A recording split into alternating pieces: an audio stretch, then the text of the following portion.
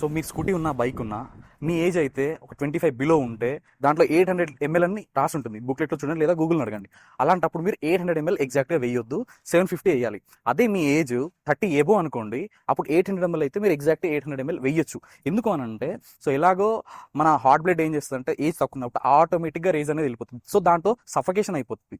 మన ఇంజన్కి పిస్టన్లో ఏదైతే ఆయిల్ ఉంటుందో అది అడ్డుగా ఉంటుంది. సడన్గా రేజ్ ఇస్తే మీరు క్రేజీగా నడపాలి అంటే ఆయిల్ ఎప్పుడు కొంచెం తక్కువ వేసుకున్నది.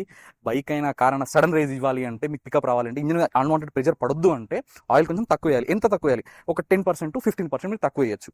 లేదు ఇంజిన్ మీరు నార్మల్ స్పీడ్లో వెళ్తారు, correct gear to speed ratio maintain చేస్తారన్నప్పుడు ఎగ్జాక్ట్గా ఓఈఎం రికమెండ్ చేసిన ఇంజిన్ ఆయిల్ సేమ్ ఎంత 3.5 లీటర్స్ స్విఫ్ట్ అనుకుంటే 3.4 వరకు వేసుకోవచ్చు, అంతే. కొంచెం తక్కువ వేయాలి ఎప్పుడైనా ఆయిల్, ఎందుకంటే మనం డ్రైన్ చేసినప్పుడు పూర్తిగా ఆయిల్ పోదు కిందికి. ఇప్పుడు ఇది ఏవియేటర్ వచ్చింది మనకి, సో పొద్దున ఒకటి జూపిటర్ వచ్చింది. దాంట్లో మనం ఆయిల్ చెక్ చేస్తే అసలు వాడు 1 లీటర్ బాటిల్ ఏదో ఒకటి వాడికి ఎక్కువ ప్రాఫిట్ వచ్చేది పోసేసిండు.